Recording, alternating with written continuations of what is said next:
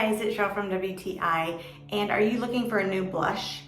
I love this blush from MAC.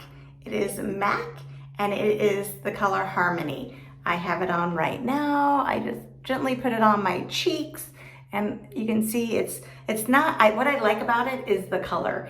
It is an overall great color. It doesn't have any like pink or peach or red undertones. It's kind of like just a warm color on my face, and that's what I like best about it. I can use it as a blush. I can use it as a bronzer if I'm feeling a little white in the wintertime and I haven't been out in the sun. I can use it as a bronzer, and it just gives me a little bit of color on my face, and it makes me feel a little bit more awake.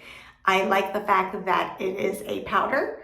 It goes on real nice and smooth, and it stays all day. So I apply it in the morning before I leave, and it stays on all day. This color is one of my most favorites, the Harmony. I use it every day. I hope they never discontinue it. I don't know what I will do, but if you are in the need of finding a great blush, I highly recommend this MAC Harmony color. It is a great overall blush for every skin tone. However, that is just my point of view.